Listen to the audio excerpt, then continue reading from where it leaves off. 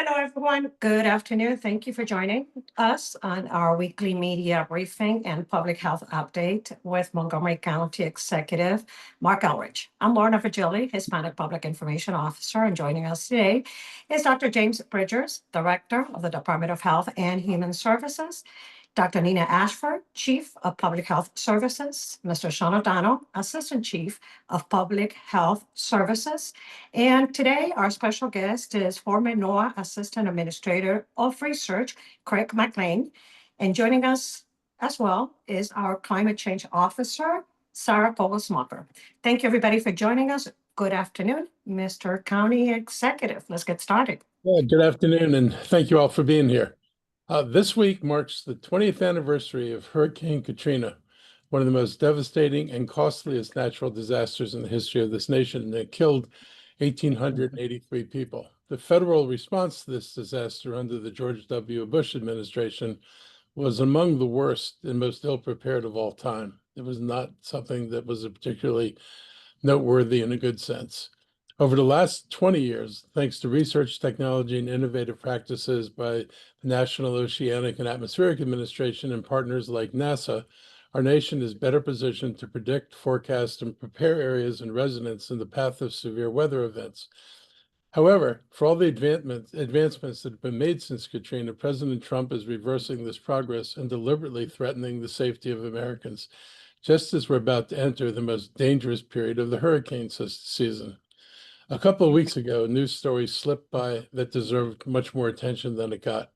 It was reported that the Trump administration is planning to crash and burn NASA's orbiting carbon observatory satellites, instruments that are still working, fully paid for, and capable of gathering climate data for at least another decade. Here's a nice little headline about that. This decision would literally destroy tens of millions of dollars of taxpayer investment and wipe out years of research that helps us understand greenhouse gas emissions, plant health, and the forces that are driving climate change. It also represents something much larger. It's another tack on science.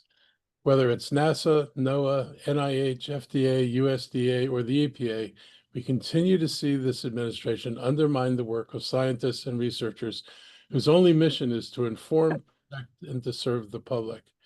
And as you've heard me mention before, this is not about reducing the size of the federal government. This is about dismantling science in order to reverse current protections and prevent further regulations. After all, if you don't know something, then you can't do anything about it. And that seems to be the Trump model.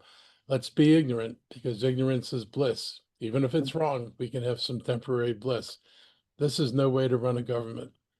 We also depend on NOAA's research to guide national policies on fossil fuels, automobiles, and industrial activity. When that science is gutted, it weakens our ability to hold polluters accountable and build a sustainable future for our children and our grandchildren. Instead of building our ability to be leaders and putting science to the service of our citizens, we're crippling our ability to protect people and the environment. Federal policy seeks to build an economy around fossil fuels, while our country and the rest of the world are working to replace them and develop the technology that will create the products needed to move forward. This is an enormous market, and America is going to be left on the outside looking in if we do not continue to support clean energy. Instead of being an industrial leader in global markets, we're going to be isolated and we're going to be outside those markets. This combines bad climate policy with bad health policy and creates bad industrial policy that closes rather than opens doors for American ingenuity and productivity around the world. It's an economic dead end. I don't understand how the president doesn't get, for example, with electric vehicles, that the rest of the world is going full speed in this direction of electrification. And what he's trying to hold on to is to keep our behemoth auto industry still mired in the days of fossil fuels. There's not going to be a market outside the United States for the kind of vehicles that Trump imagines we're going to produce. And that's not good for American companies. So this is a backward approach to economic development and something that's not going to serve us well in the long end. Here in Montgomery County, the effects of what he's doing are direct. NOAA's been a major employer of Silver Spring. Hundreds of our neighbors have already lost their jobs. Thousands more across the country have been forced out, taking them taking with them decades of knowledge and expertise. And these are the people who provide the weather forecasts we rely on, track wildfires and storms, and deliver the data that governments use to prepare for extreme heat, flooding, and drought. And I know, we've talked with you before about what we're doing with sensors to help us prepare better for drought and be able, not drought, but for flooding, and to be able to respond more quickly to that. In addition to the concern about the continued loss of federal jobs, we're also losing the accurate, reliable science that our county and the entire country rely on to keep us safe from severe weather events. That's outrageous, and it's indefensible, and it's not necessary. To help us understand the scope of this problem and what it means locally and nationally, I'm pleased to introduce Craig McLean. Craig's a Montgomery County resident and a former assistant administrator for research at NOAA. He has spent a career advancing public science and has seen firsthand the consequences of these cuts. Craig, thank you for your service to our nation, our oceans, and our planet, and thank you for joining us today. So I'll turn this over to you. Thank you very much, Mr. Ehrlich, and I appreciate your comments. And everything that you have said, I could just double down and endorse. I believe you're on the right path. I believe that the Trump administration is on a misguided and wrong path, and it's harmful to the nation, but also it's harmful to Montgomery County residents. I'll start at the beginning with just a brief explanation of what NOAA is. Not everyone knows and understands where and what NOAA is. The agency was started in 1970 to do three principal things. One was forecast the weather and continue in the heritage of what was the Weather Bureau, then became the National Weather Service. The second was to manage marine resources, which is largely attributed to two parts of NOAA, the National Ocean Service and the National Marine Fisheries Service. A lot of our Maryland residents enjoy the recreational aspect and even commercial aspect of fisheries. That's managed by both the state and the federal government. But then the third leg of the stool was the research enterprise to answer the question, what is the relationship between the ocean and weather, or the ocean and the atmosphere? And that was started in 1970. This young agency, NOAA, built ships and satellites and aircraft and sensors to go out into the ocean and up into the atmosphere to study this. It's distinguishable from NASA in that NASA is a research agency and looking for satellite surveillance of planet Earth and other planets and beyond. But the overlap and the collaboration is extensive. But in NOAA, at the time, to answer the question, what's the relationship between weather and the atmosphere, doing that for the past 50 years, we now know climate science. It's Earth system science, how these two interact, how the ocean makes weather, how weather impacts the ocean. We didn't set out to study climate science. In 1970, climate science was basically an artifact of geography. What is the altitude that bananas grow in the Andes? That was a climate question. Today, the climate question is, do atmospheric greenhouse gases continue to warm the Earth by how much, by what year? And we know that the climate science is proven. The Trump administration is trying to destabilize the public understanding by casting seeds of doubt into those discussions. And the rather disingenuous release just this past several weeks of a Department of Energy study by 5 scientists, as opposed to the thousands of scientists who have built the National Climate Assessment, which informs Montgomery County, informs the state of Maryland, informs the nation as to what future to expect in terms of our climate vulnerability, our climate resilience. What is our insurance rate going to be? What is the outlook for mortgages and real estate values in areas that could now be inundated or besieged with extreme weather? So that work is very important. And the Trump administration desires to undo, cancel, and shut down the climate laboratories. That includes the University of Maryland, shut down the cooperative institutes that NOAA operates and the laboratories and programs that NOAA has. Not all of them, but a significant portion of them. The mindless approach here that was probably invigorated by the chainsaw-wielding cutter-in-chief, if you will, during the early days of the Trump administration, Mr. Musk with his DOGE team, was blind in terms of the impact of what those cuts would be. So we found a number of Montgomery County employees that work at NOAA headquarters and through other agencies, I would use the term extorted into departing the federal government, because the programs are targeted for elimination. The positions can be done away with, and people could lose what they had been working towards and had earned in the way of retirement benefits and other opportunities that underpin the federal employment that they have enjoyed. People left and departed, as opposed to running the risk of losing their entire retirement benefits and others. So I see those as extorted departures. Here's a staggering factor for you. April 29th, April 30th, the last day that people left on what were buyout provisions offered by the federal government, lawful buyout provisions, 27,000 years of experience nationally left NOAA. 27,000 years of experience. So that's the entire mentor class that any new or up and coming employee has the benefit of relying upon. The Trump budget for 2026 would shut down every laboratory that NOAA has and every cooperative institute. That's a term of art. A cooperative institute, and I'll use the University of Maryland as an example. The university has competed for a status of being a federal recipient of federal funds for a period of 5 years, renewable for one more term, and then a recompetition takes effect 10 years after the initial award. NOAA relies extensively on the talent that comes from the universities, and others include Princeton, University of Miami, University of Washington, Scripps Institute, Woods Hole Oceanographic. Many universities around the country are part of this cooperative institute network. The Trump administration would shut all of these down, would lose at least 50% of the scientific contributions and the contributions of the federally employed scientists.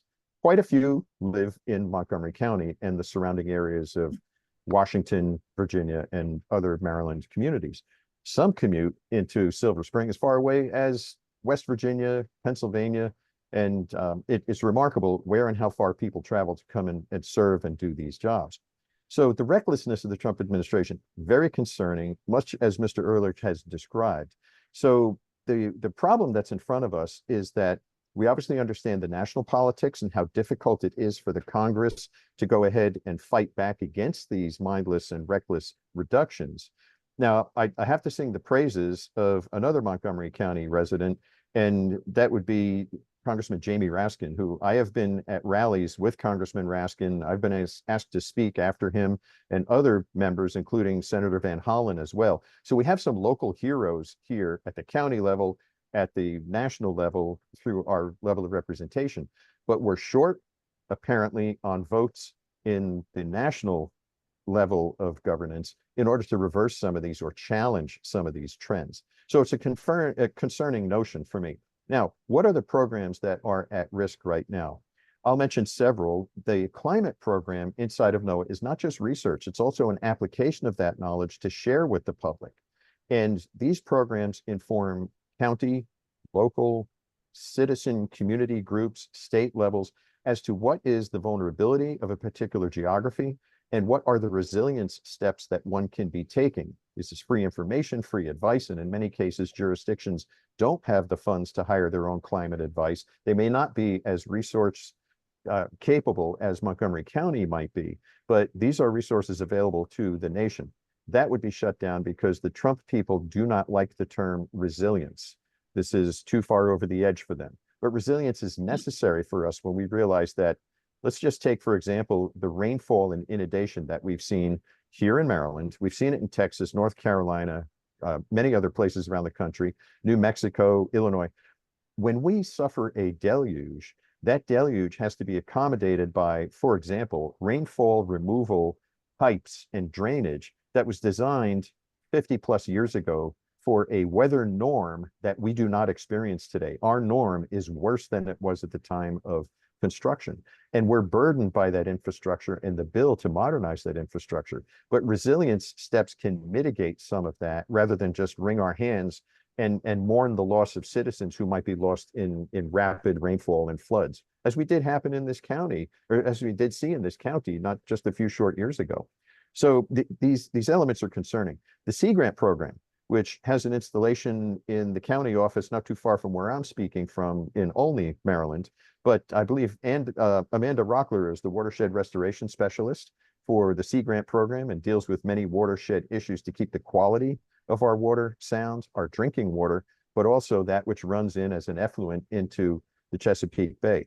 The Coastal Zone Management Program is another one that has impact by the Trump reductions because those programs provide benefit to the nation. And lastly, I'll just mention the National Weather Service, which is inadequately prepared currently for the weather system that we are facing, for the weather series of systems that we're facing. The Weather Service forecasters are undertaking heroic measures to compensate for the reduction in personnel that the Trump administration has recklessly designed and caused the demise. You may have seen in the news that several hundred Weather Service vacancies will now be filled once the administration realized how far they cut into the talent of the National Hurricane Center, the National Weather Service, et cetera. So the forecasters are making historic and heroic measures to keep you safe, the kind of protection that they offered during the course of Hurricane Katrina, as Mr. Ehrlich mentions. But they can't keep doing that forever. And Trump realizes that they went too far and they need to hire back some people. It's a mistake they are not acknowledging, but their practices make that plain. So it's going to take us months to get the Weather Service back to the level of staffing that we need to have. But we can't keep weather forecasters on a wartime footing. There's a rational level of staffing that has to be played out across the country. So that's a progress that has been made by embarrassing the Secretary of Commerce, where NOAA resides, and the president's people into realizing they've gone too far. I'll just close by a little bit of background and understanding of where and how I got here. I'm originally from New Jersey. Please don't hold that against me. I came to Montgomery County because of my NOAA service. I've lived here with my wife for over 25 years, very comfortable in this community, very admiring of our county governance and the services that we enjoy. Many of my colleagues in NOAA are still here. Many of my colleagues have either retired by the extortion that I mentioned earlier or lost their jobs. The entire collection of unlawfully displaced and fired employees who were dismissed because they were probationary employees. In other words, they had been promoted within 2 years, so they were excised from the federal service. They have lost benefits. They still live in the county. They are due those benefits from the federal government, a very unsatisfactory nature. But my time of service, I started as a maritime officer. I became the captain of a research ship and sailed around the country and other parts of the world doing oceanographic science, and then migrated into both ocean diplomacy, climate diplomacy, and also the workings of our research enterprise in NOAA, which I retired from in 2022, where I was the director of research. So, Mr. Ehrlich, thank you for your consideration and an opportunity to address these issues. And if there are any questions, I'd be happy to answer them. Thank you, Mr. McLean, for joining us. Members of the media, if you have any questions at this time for our guest, please raise your hands. Any questions pertaining to this particular topic?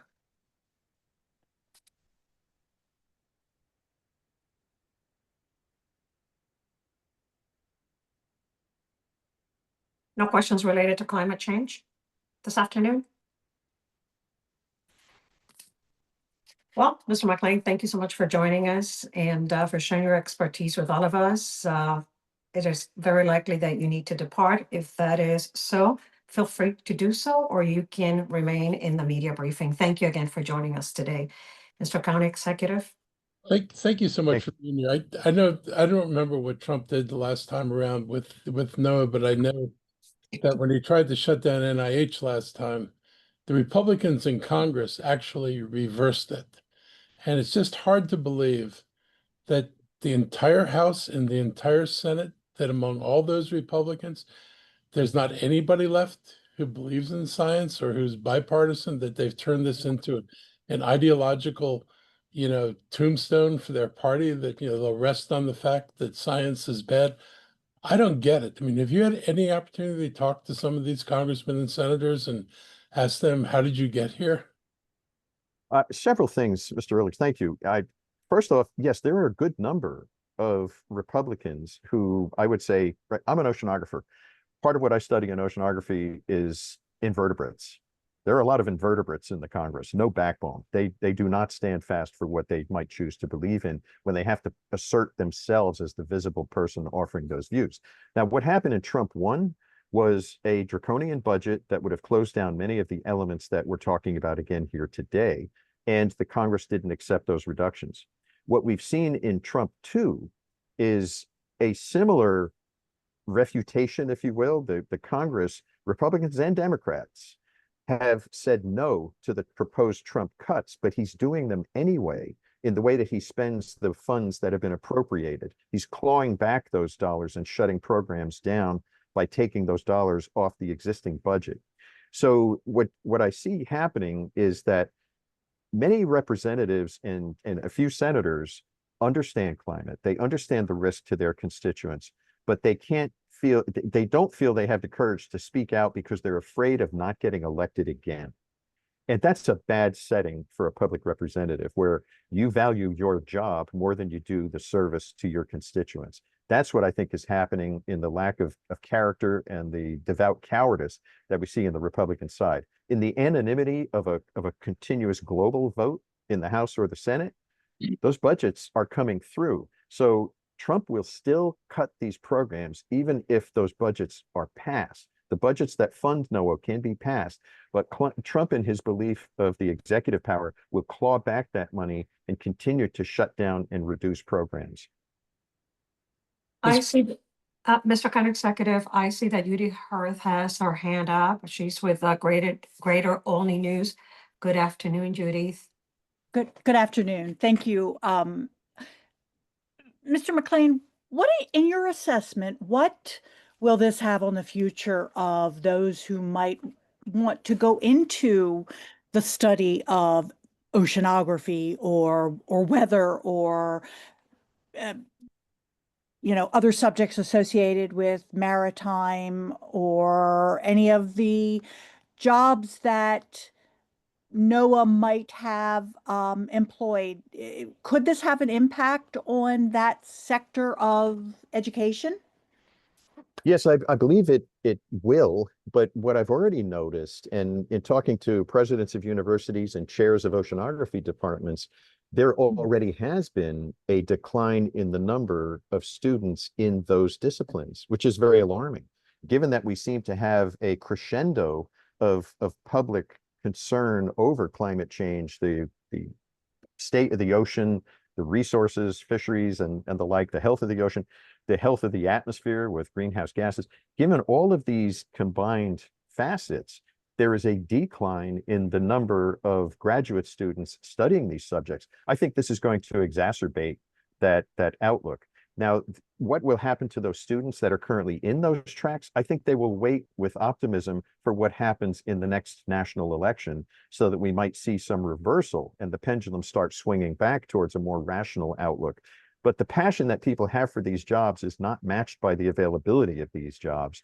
And the fact that the federal government is shrinking, whether it's in public health and medical research or whether it's in environmental research, EPA, NOAA, NASA, other agencies, U.S. Geological Survey, all of these agencies are going to suffer. Now, I have to say, we have to be rational about this, that the size of the government periodically needs to have a review and reset. The Clinton administration did that, but they did it deliberatively, and they evaluated each position that was proposed to be taken off of the books. This time, it's just been with one big swath and paintbrush to just roll it over, and the unintended consequences were not of any concern to the people who are making those reductions. So to answer your question, yes, this will have a reduction, a chilling effect on the aspiration of our young student bodies to pursue these, which is, as Mr. Ehrlich said, the demise of American prosperity. Our science and technology has been the engine, and Montgomery County has been a seat of this to be driving technology and to be driving innovation. I think it's damaging and dangerous. Thank you. Thank you, Judith. Members of the media, any more questions for Mr. McClain this afternoon? Lionel, I saw your hand up momentarily. Do you have a question? Hi, good afternoon. I do, but it wouldn't be for Mr. McClain. It's for Executive Elrich, and it's Okay. for a different topic. Gotcha. Thank you very much. If there are no more questions, Mr. McClain, again, you can remain on the call or you can depart. Thank you so much for joining us today. Thank you very much. Look, and thank you again for being here, sharing your insights. We're lucky to have you, and I really appreciate your frankness. Your last point, I think, is really clear. I mean, if anybody had come in and said, we're going to take a hard look at the federal government and look at how it's organized and structured and make sure it runs as efficiently as possible, I don't think there would have been any debate about that. Anybody who's dealt with or talked to somebody who deals with a federal contract knows that they've created a lot of jobs for lawyers just to look at paper and have no productive outcome. And there are a lot of places where you could have made this more efficient, but gutting knowledge and gutting research has nothing to do with efficiency. It's like, we don't want to know. We don't want people to understand the impacts of what our corporate behemoths are doing, because that just gets in their way. And this is not about the American people. And I wish some of the Republicans, particularly the working class folks who don't have a financial stake in this nonsense, would realize they're the ones who are going to get hurt. They're the ones with the least means to deal with climate change or with the pollution in the environment, the least opportunity to move away from a dangerous place. They're the ones that are going to be hurt the hardest. And they just seem to be going along with this. And it says a lot about the American educational system in those states that they have no appreciation of science. Well, you were an educator, so you know this well, but I also want to point out that many of the programs that are being targeted by Trump to be canceled are targeting those communities that don't have the economic ability to foster their own climate resilience strategies. So you and I could probably continue a long time on this, and I don't want to abuse your No. calendar, but thank you so much for having me, and I'm available if you ever need me. Thank you. Thank you very much. So many residents want to know what we can do. And one thing you can do now is submit objections to the rollbacks. And a great way to do this is to submit formal comments to EPA and DOE. I highly encourage you in the media to share these opportunities with your audience. After all, folks aren't going to know they can do this unless the press actually reports it. The first is on the repeal of the EPA's endangerment findings. EPA's 2009 endangerment finding shows greenhouse gas emissions and climate change pollutants are bad for public health based on decades of scientific evidence. Since it was enacted, it has provided legal and scientific support for rules that limit pollution under the 1970 Clean Air Act. By the way, Richard Nixon was president then. Richard Nixon also created the EPA and apparently NOAA. So let's think again about bipartisanship. Now the EPA proposes finding that greenhouse gas emissions are not a danger to public health at all, which is simply untrue, and it would allow the fossil fuel industry to increase pollution. The EPA has a comment period on this proposal open until September 22nd, 2025. Members of the public can submit comments on the website that we're putting in our chat, and that's https://www.regulations.gov/documents/EPA-HQ-OAR-2005-0094-0093. There's another place you can give input. That's on the DOE report. The Department of Energy released a report disputing the longstanding scientific consensus that greenhouse gases are changing the climate and triggering extreme weather conditions. DOE has a comment period on this draft report open until September 2nd, 2025. They wanted to give you lots of time to comment on it. That'll be like a week from now. And we're also going to put that website in the chat as well. I'm not going to read it again, but it's in the chat. Please let your readers know about this. It's important. Clean water grant applications on the good news side are now open. This is some good news here in Montgomery County. Today, we're announcing $900,000 in clean water Montgomery grants available for our local nonprofits and community organizations. These awards will range from $40,000 to $100,000 and will support projects that improve water quality, stream health across the county. This is the 11th year of this program, and it's made possible through our Water Quality Protection Fund, a partnership with the Chesapeake Bay Trust. Last year, we invested $750,000 in these grants. This year, we're raising it to $900,000. We're doing that because protecting our waterways requires real partnership and real participation, and because we recognize that many environmental nonprofits are struggling with fewer resources from the federal level. These local investments matter. They empower watershed groups, civic associations, faith-based organizations, and community leaders to design and carry out projects that reduce stormwater runoff, install rain gardens, create permeable pavements, and reduce litter in our rivers. They also fund environmental workshops and community water quality monitoring. hands-on projects that make a visible difference in our neighborhoods. So these are important things we can do. Eligible projects located throughout Montgomery County will be considered, except those in Gaithersburg and Tacoma Park, since these large municipalities manage their own stormwater systems. Applications are due by 4 p.m. on Thursday, November 13th, 2025. To learn more, register for the upcoming pre-application workshop on September 10th. Or review the request for proposals. Local nonprofits can visit cbtrust.org/grants/Queen Water Montgomery. We'll post the link to the website in the chat. Supporting these groups helps improve our local streams and the Chesapeake Bay, and sharing grant money. It's also going to help get more people involved and bring diverse groups into the conversation. This is how we keep moving forward on environmental protection, by working together at the community level. Even when Washington refuses to lead, we're going to continue to do our part to try to build something better for the future. Later this afternoon, I'm going to be attending a BizNow Future of Montgomery County event, and I'll be on a panel with Dave Bramble of MCB Real Estate to discuss Viva White Oak, the largest real estate investment ever in East Montgomery County.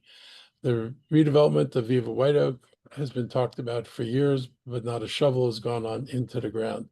The East County's been waiting far too long for the jobs and housing and amenities this project will bring. What's different now is that we finally have the right partner. Dave and his MCB team bring experience, access to capital, and a commitment to make this project a reality. The county's stepping up as well. We're proposing our first ever tax increment financing tool. They're called TIFs, in case you've heard this word before, to support the road and utilities that are essential for development. A TIF uses a portion of the new tax revenues generated by the project itself to finance the public infrastructure that makes it possible. It's a proven tool used successfully in many other places, and one that will help us deliver the infrastructure needed to drive long-term growth without burdening taxpayers. Just so you know, to make sure we were doing this the right way, Montgomery County hired the financial advisors, so they were responsible to us for analyzing the economics of the TIF and whether or not it made sense. I myself, have come to support the idea of TIFs, but I'm also aware of the risks of TIFs and history that has not always been kind. And so, cognizant of those things, we I think put together a good package, and the developer put together a good package that addresses the kind of concerns we would have had. So I feel good about this process, and it's going to make a big difference. The capital needs that are going to be in White Oak are going to be enormous, and much more than some developers are going to be able to absorb on the projects that will be built over there. When Viva White Oak is built out, it'll create nearly 9,000 permanent jobs and over $60 million in new tax revenues. It's also a chance to show East County that it's getting what it deserves, and it will finally receive the same level of investment and opportunities as other parts of Montgomery County. Since I got elected for the first time, there were a bunch of projects stalled in the East County. Viva White Oak was one of them. So was Burtonsville. So was the town center for White Oak and the White Oak Gateway. And every single one of those projects now has been open and in the process of development. Burtonsville is actually finished, and the shopping center on 29 is finished. The Gateway, New Hampshire Avenue is in process, and now we have this one. So we've made a lot of progress in the East County, and we're also basing a future home to the East County campus of Montgomery College in the East County. So East County is going to look different and feel different over the coming years, and they're going to have the kind of amenities and support that other parts of the county have had. I look forward to the conversation this afternoon. I want to thank BizNow for giving us the opportunity to highlight how this project can transform East County's future. Before I turn things over to our HHS team for their updates, I want to take a moment to recognize the important work they're doing across the county every single day. This summer, HHS completed another successful Summer of Peace initiative, youth engagement programs that give young people constructive outlets, positive mentorship, and safe spaces to connect. These programs are building relationships that help prevent violence and keep our neighborhoods safer. HHS is also expanding access to care through the mobile health and dental health vehicles. These clinics on wheels bring medical and dental services direct to the communities where healthcare options are limited, making sure residents don't have to choose between long travel times or going without care. Within the next few weeks, the vans will be in Poolesville, Wheaton, and Olney. Another priority right now is vaccination outreach. With the start of the school year, it is critical that students are up to date on their shots. Our HHS team has been out in communities, at schools, and at events to ensure families have access to accurate information and convenient opportunities to get vaccinated. We offer free back-to-school vaccines through the end of September, and check the website for dates and locations. Substance misuse continues to be one of the most difficult challenges we face. HHS is working on several fronts, reaching out to those struggling with addiction, helping families navigate treatment options, and supporting those who have lost loved ones. This Thursday, the county will host our annual International Overdose Awareness Day ceremony at the plaza outside of the Leggett Office Building here in Rockville. At this event, we honor those who've passed and to remember them with dignity and to provide a place for families and friends to heal together. And of course, HHS is on the front line of supporting our unhoused residents, and we're closely monitoring the impact of President Trump's action to criminalize homelessness in the district. While we've seen a small increase in our unhoused population, and it's been small over the past week, many of those moved off the streets in DC have been connected to emergency shelters there, as well as facilities in Arlington County and the city of Alexandria. Here in Montgomery County, HHS continues to help individuals find shelter and stability with compassionate care. What ties all of this work together is a commitment to prevention, education, and equity. HHS doesn't wait for problems to grow into crises. They're working proactively to serve every community in our county.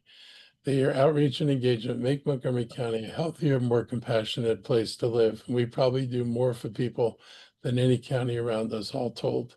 I'm now going to turn this over to the HHS team for their reports, and then we'll go to your questions. Thank you, Mr. County Executive, for that. HHS continues to move forward with all the work that we do, and I'd like to personally thank our partners, our fire and rescue, public safety officers, our public and nonprofit entities who do this work with us every day. We could not do it without them, so I appreciate the acknowledgement this afternoon. I will turn it over to Dr. Ashford now and Mr. O'Donnell for the public health update. You mentioned vaccinations, and there are some other things going around in our public health services that we want to highlight this afternoon. So Dr. Ashford, I'll turn it over to you now. Sure. Thank you, Dr. Bridgers. And before I start, I just want to echo Dr. Bridgers' thanks, Mr. County Executive. The reason we get to go out and do this work every day is because of your continued support of us being able to keep our residents healthy. So thank you for that.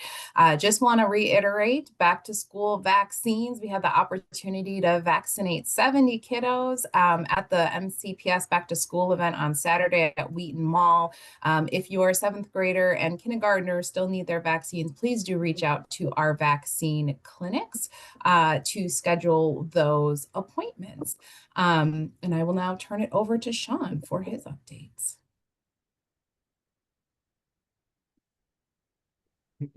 Good afternoon. Just a reminder, we are still seeing elevated COVID activity in the county and in Maryland. Our hospital numbers went up just a tad this past week.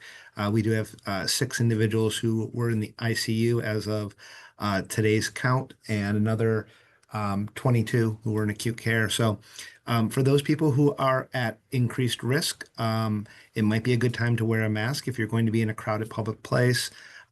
We have not yet seen other respiratory diseases go up, but as kids go back to school, that is when you start to see RSV and a few other things begin to increase, and we'll keep you all up to date on that. Thank you, Mr. Daniel, and the rest of the HHS team.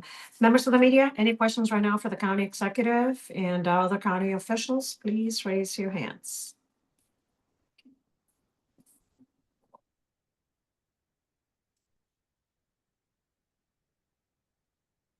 No more questions? But Lionel had a question for me. Yes, I didn't want to kind of call on him, but all right. Scott Lynn, WMAL. Good afternoon, Scott. Hi, good afternoon, County Executive. Thanks for doing this as always. Quick question with regard to the president's executive order and the cashless bail topic. Thoughts on that and reaction to the executive order, sir? I think every day he shows us new ways that he's nuts. Cashless bail. So, I mean, there are people who get, arrested and held for pretty low-level crimes, nonviolent crimes, but without bail, they don't get to go out of, they don't get to get out of jail. And we're not talking about, cashless bail for potential murderers, rapists, people who commit violent crimes, people with guns. We're talking about for primarily people who commit very low-level crimes. If they can't come up with the cash, then they're staying in jail. And who's paying for them staying in jail? We are. Do they need to be in jail? In many cases, they do not. And are they a threat to the community? The judges are supposed to make a finding that these people are not a threat to the community. So imposing cash that could increase the time a person spends in jail, that could prevent that person from going back to work and earning money that supports their family. These are all really negative outcomes. So the idea of cashless bail, people have been released on their own recognizance before. I don't know if that's going to fall into Trump's definition of cashless bail, but it would seem like it should. This is really a problem, and it's certainly not fair, and it's not just. And there's no crisis that we can point to say this is he's trying to deal with a crisis out there, because there's not one. And this is also not a county policy. This is a court's policy. So the county has no say in what the policies of the courts are. That's not our jurisdiction. So I don't know how he plans on interfering in the court system, but apparently he thinks he can interfere in anything. So why not this? Understood. A quick follow-up with regard to the threat of the pulling of federal funding. Is that just more of, hey, this is his argument, but he's going to have to argue that with someone else? Well, what's the scary part is the courts could say, we're not making that decision. And he could say, I'm pulling federal funds from the county, even if the county or the state governments themselves, because there is a separation. I don't think he realizes between judiciary and the legislative and executive branches. If they don't do it, I kind of dread the thought that we would get punished because the state decides it's not warranted to follow what he wants us to do, and they don't do it. That would be very upsetting if we got punished for that. I thank you so much for the answer. Thank you, Scott. Members of the media, any other questions? Oh, I see Lano Donovan, WUSA 9. Good afternoon, Lano. You might need to unmute. Yes. Okay, we're good. Thank you so much. I appreciate your patience and everything. And this might be kind of a broader question. It's in regards to school bus shortages. From what I understand, the school district is fully staffed. This year coming in. I was wondering if, maybe you could kind of talk about some of the strategies that the county has taken in order to make sure that the county had enough school bus drivers for the school year, given how some of the neighboring counties aren't really doing as well getting school bus drivers into their district. I think the school system got out early and did a really good job with recruitment. And in the last budget, we provided the school system with enough funds that they weren't in a position of deciding which positions to leave vacant. They were struggling with a lot of vacancies in teacher positions. I certainly, recognize the school system as, a whole thing, and that if they come up short in one area, it usually comes out of someplace else. And we wanted to make sure they had the resources. I think them having the resources has helped them manage this problem better. Thank you so much. I appreciate it. Thank you, Lano. Members of the media, any other questions for the county executive or officials this afternoon? No more questions? Well, we thank you for joining us. Thank you, and have a great afternoon. Stay safe. We'll see you next time. Take care, everyone.